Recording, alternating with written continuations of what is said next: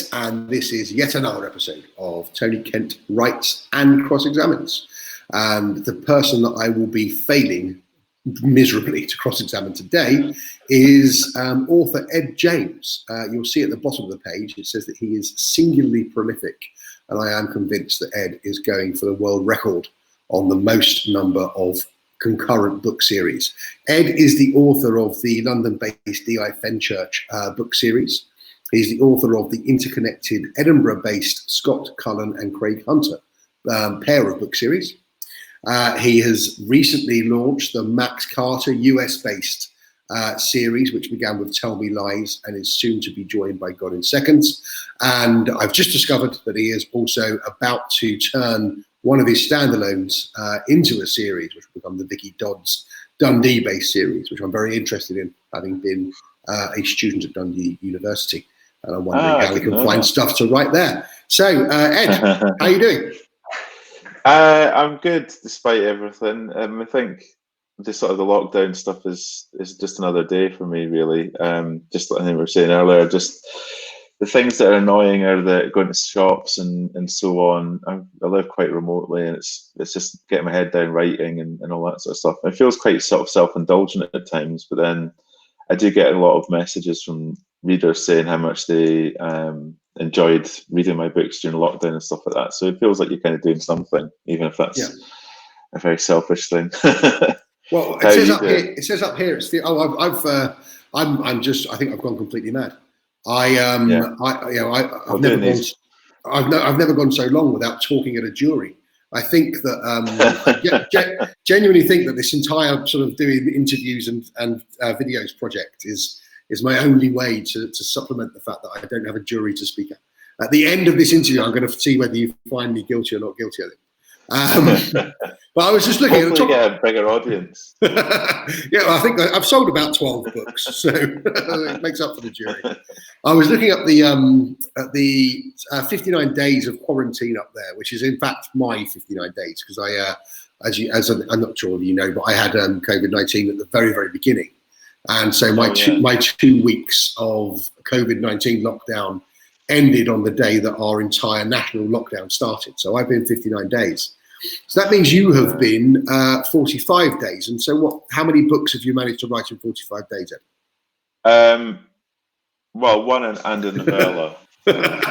I'm horrified. I thought there'd be three of those. In fairness, I have been probably kind of in quarantine about as long as you, because I think as soon as the inkling there was going to be a lockdown started, I bought a freezer off of John Lewis to fill it in my garage, and then just went and filled it with loads of food, and haven't been out. So it's probably about 60 days as well. But so for that full novel, which I'm just about to send off to editors today, and the second Cullen and Bain novella, which is sort of continuing the Cullen series, but it's a bit they're sort of shorter. It's about 35,000 words. Yeah.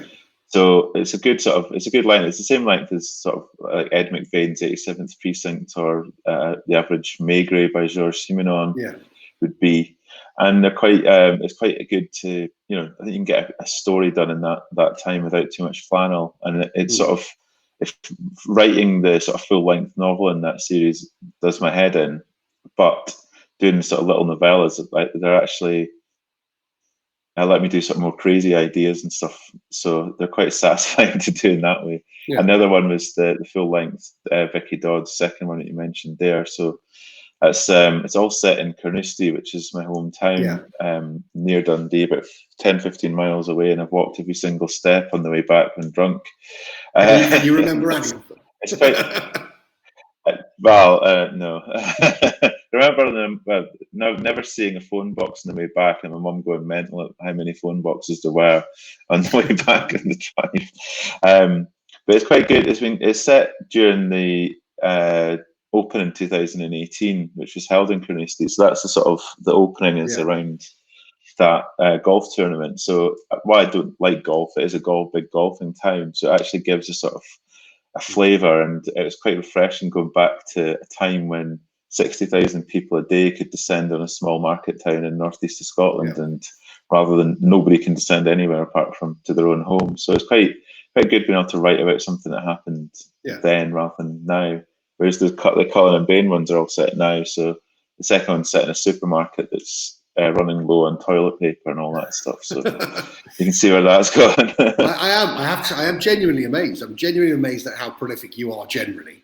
And I'm generally amazed at how you've just taken what was supposed to be a joke and told me you've written a novel and a novella. I was messing about.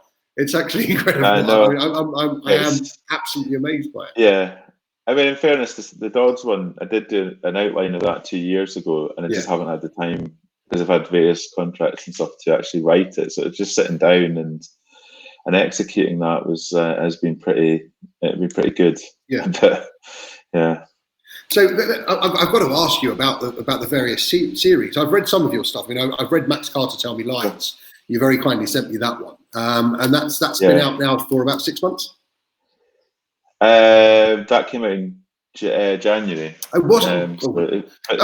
This is the year that. Yeah, so we're in May and it feels like it's December already. Well, this is the year, isn't it? Yeah. So I mean, last year was like stockpiling. I mean, that one I did the initial outline in 2017. Wrote it in sort of March 2018.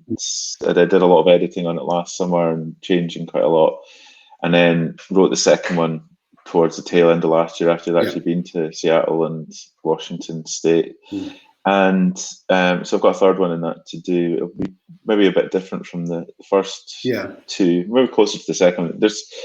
So they're really sort of different to the sort of Scottish British police procedural stuff that normally. Max Carter's an FBI special agent specialising in abduction. So he's child abduction predominantly is the sort of cases in these books. So it's the Child Abduction Rapid Deployment Unit, I think that's what it stands for.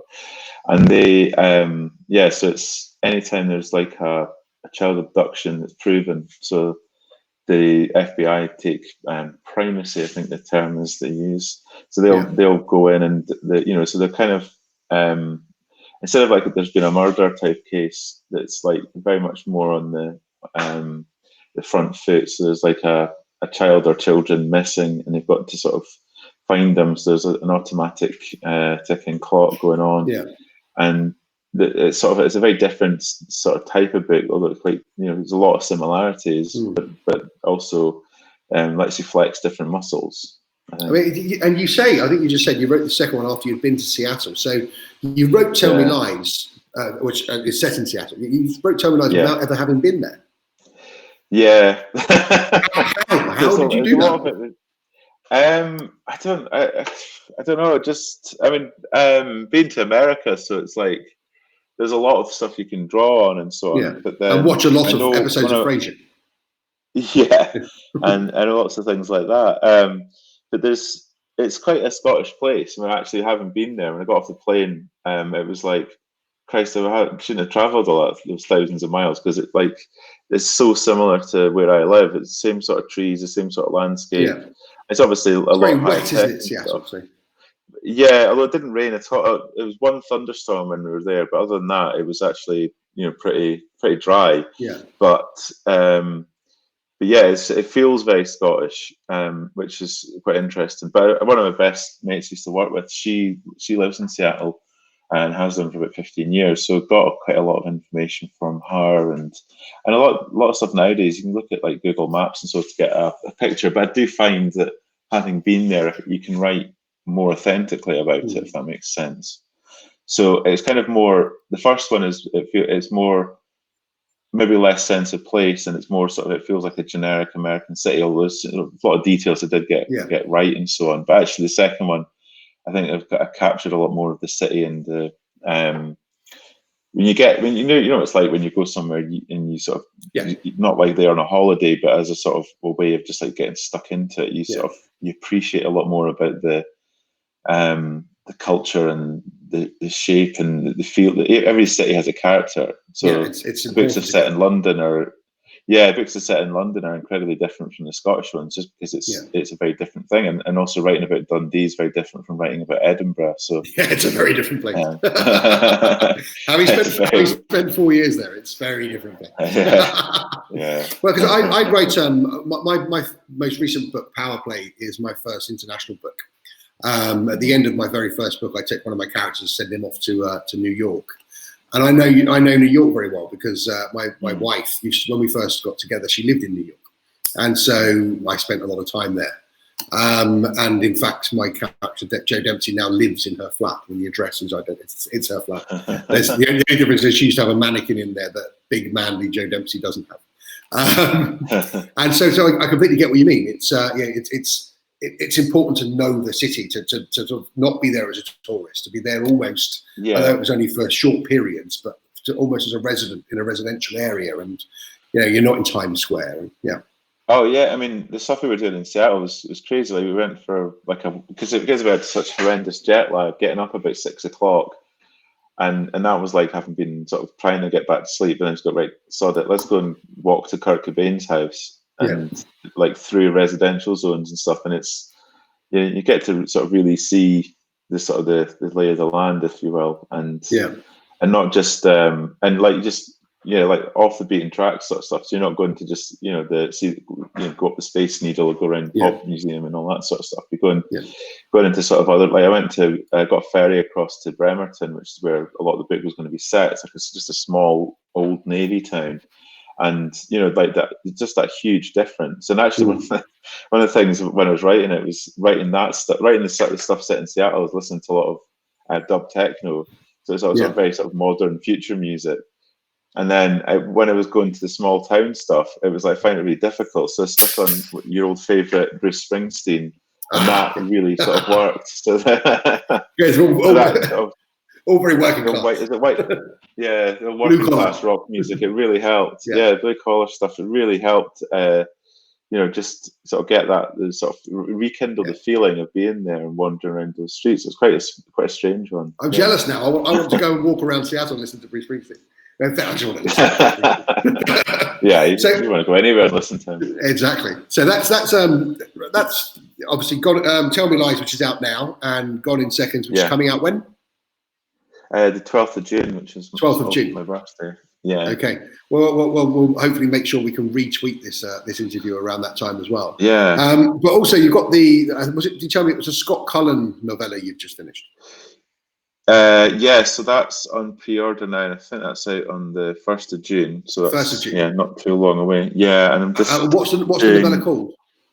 It's called World's End. World's End. It's a close in Edinburgh, or an alley, as you would say, elsewhere. And it's there's a bit of it set there, but it's mostly set in a supermarket. It's a good title. Yeah, so it's a very COVID-19 novella. Yeah, the first one was called City of the Dead. So these titles end up being quite different to what's inside. I do want to do a third one after it called Hell's Kitchen. So there'd be a bit of New York City stuff going on there. Fantastic. So, and then what's next? So you've Gone in 60 Seconds is coming out in June. What's the next one? What's the next one on the conveyor belt? Well, I'll be doing the Hell's Kitchen, but that won't take that long. And then I think I'll probably either do the third Carter one or possibly another Fenchurch, because it's been quite a while since I've done one of them. And Fenchurch, of course, is your London-based series. Yeah. So I've got an idea for that. I think, because all the books have given myself a right problem, and they've all got the word "kill" in the title.